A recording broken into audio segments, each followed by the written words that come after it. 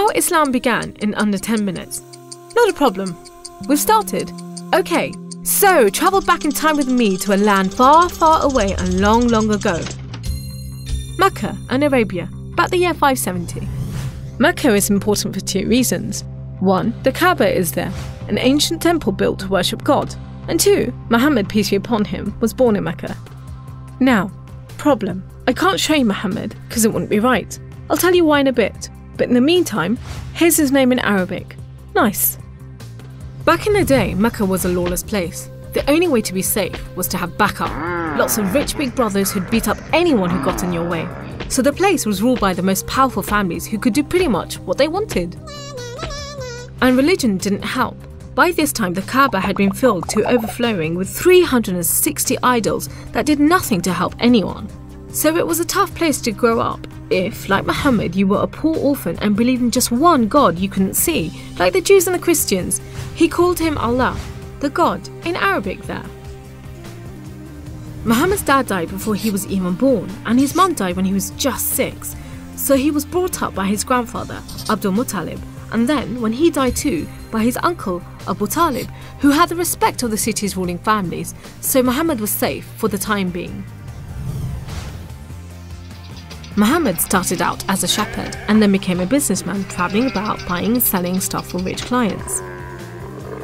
When he did some work for a rich widow called Khadija, she was so impressed by his honesty and skill that they ended up getting married, and for a while it looked like Muhammad was going places. Well, he was, but not how you think. Every year in the month of Ramadan, different calendar, different names for the months, there was a big party around the Kaaba when people made sacrifices to the idols. Muhammad hated it, so he'd get out of town and sleep in a cave he'd found on top of a nearby mountain. One night, Muhammad's praying to Allah when wham! There's the angel Jibreel, you might say Gabriel, standing right in front of him. Read, says the angel, but Muhammad couldn't read. No schools, you see. Jibreel keeps on at him. 3 times he says, read. Then he grabs hold of Muhammad and wham! Again, it's like Muhammad's learnt the words off by heart.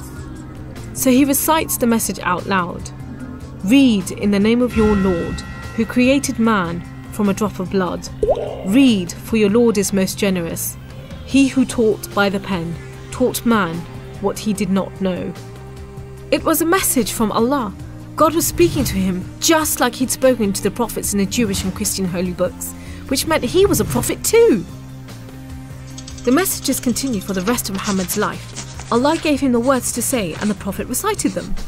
The words were written down by his friends, and years later they were collected together and became the Muslim holy book, the Quran, which means recitation, because Muhammad recited it, you see? Anyway, that was much later, so back to the night of power. Muhammad tells his family, then his friends, and eventually everyone about Allah, that he's the one and only God, that he wants everyone to be treated fairly, and long story short, it didn't go down well with the ruling families of Mecca, who liked things just the way they were, thank you very much. You see, Islam means obedience to Allah, and Muslim means someone who obeys Allah, and the ruling families didn't want anyone obeying anyone else but them. So the people who believed in Muhammad's message, the Muslims, were given a hard time. Some were even tortured and killed. A few of them managed to escape to Abyssinia, Ethiopia. But most were stuck in Mecca. Muhammad also had to cope with the death of his wife, and then just a few weeks later, his uncle too. Feeling very down, he went to the Kaaba to pray to Allah one night.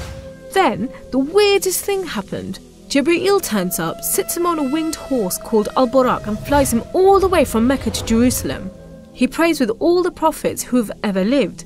Then, he's taken up to the heavens to chat with some of the prophets, and then into paradise itself, where Allah tells Muhammad to pray 5 times a day and to stay strong. He's returned to Jerusalem and then flies back to the Kaaba in Mecca. We call it the night journey, and Muslims still argue whether it was a real experience or a vision, but whatever, it gave Muhammad a much needed boost, and just as well, because there were more tough times ahead. So, there was this other city called Yathrib. The people there heard about Muhammad and his message and invited him and his followers to join them. A few at a time, the Muslims left Mecca and made a dangerous journey across the desert to Yathrib. It's known as a hijra, which means migration, you know, like birds do. Muhammad and a few of his friends stayed in Mecca until everyone had got away and then made plans for their own escape. But the ruling families wanted to kill Muhammad while they still could, so 7 sons, one from each family, were sent in the middle of the night to stab the Prophet while he slept. But he was way ahead of them, and when they burst into the house, Muhammad was gone. Trackers were sent out to hunt him down. Muhammad and his best friend Abu Bakr took a roundabout route to try and shake off the pursuit, but the trackers were too good and slowly gained on them. So Muhammad and Abu Bakr hid in a cave and prayed that no one found them. The trackers found the cave all right, but they didn't bother going in to search. There was no way Muhammad could be inside, they thought. There was a spider's web over the mouth of the cave and a nesting bird at the entrance. He must have given them the slip. So off they went, leaving Muhammad and Abu Bakr protected by a spider and a bird. Muhammad made it safely to Yathrib, which was renamed Medina al-Nabi, the city of the Prophet, but most people just call it Medina. But Muhammad's worries weren't over yet. There were 3 big battles between the Muslims and the Meccans. First, the Battle of Badr, when Muhammad and just 313 men faced 1,000 Meccan soldiers. Miraculously, the Muslims won. Then there was the Battle of Uhud, which didn't go so well. Some of Muhammad's men disobeyed his orders and ran off during the battle to raid the Meccans' camp, and so the Muslims were outmaneuvered. Then there was the Battle of the Trench.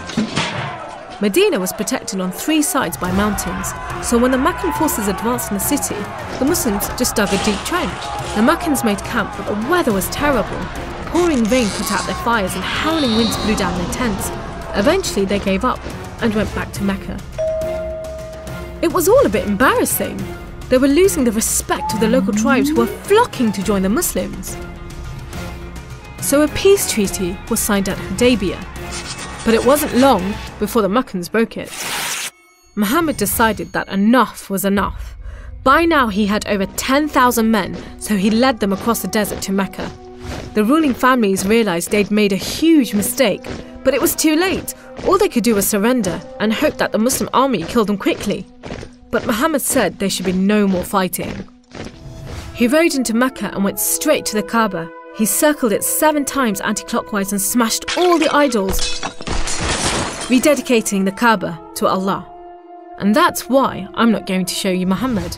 The Muslims wanted to make it totally clear that they only worship the one unseen God. So they didn't have any pictures of Muhammad in case anyone thought he was an idol, and they didn't have any pictures of Allah because he's like nothing on earth, so it would be impossible to draw him anyway. So there you go, how Islam began in under 10 minutes. How did I do?